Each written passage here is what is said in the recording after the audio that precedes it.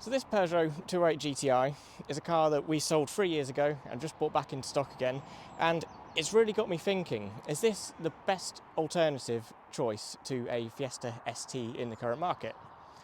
So I'm thinking about an ST Mk7, obviously, because it's going to be quite a similar kind of price point to this car, and I just thought it looks fantastic, in my opinion anyway, and the value for money is now just, I think, phenomenal for the amount that you get with this car.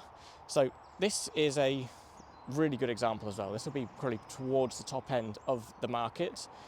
It's a 2015 car. It's only done 57,900 and something miles. As you can see, just from looking at the car, it's in fantastic condition, full service history. I don't think you'll really get much better. And it's on sale now at only $6,250.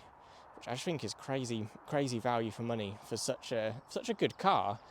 If we walk around it, I think the little styling extras that they've added to this car really make it stand out. That the little spoiler, the dual exit exhausts, general just little bits of nice styling. The wheels look awesome. The red brake calipers as well, I think, just really add to the car. Really nice like GTI badging you get all over the place. And the interior, so moving on to the things I would compare this to the Fiesta ST. So looks-wise, I think they both look great. They're both really good-looking cars. The Peugeot just comes with a lot of spec, which the ST3 Fiesta comes with a decent amount, but not as much as this car. On the inside, the interior is, I think, just so much nicer. The big problem I have with the Fiesta ST is that the interior is just really quite dated, and in this car I just think it's lovely. Jumping in, it feels a lot fresher inside. It feels a lot more modern. You get a nice touchscreen as standard. The steering wheel is a bit Marmite. It's a very small steering wheel. I quite like it, but I do find that the steering wheel does block the rev and speed dials a little bit, which is not very helpful. But it's got dual zone climate control, full glass panoramic roof.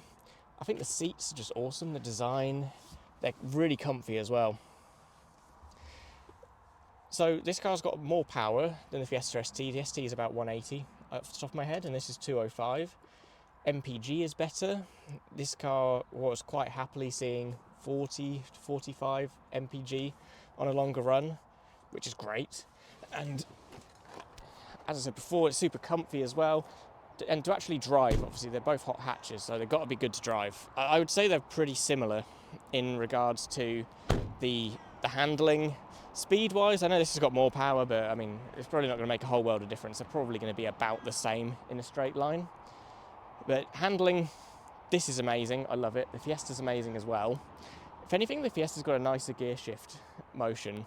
But other than that, I can't really differentiate them too much in terms of performance. So I'm just going to throw in another little clip here because I completely forgot to talk about the reliability factor of the two cars.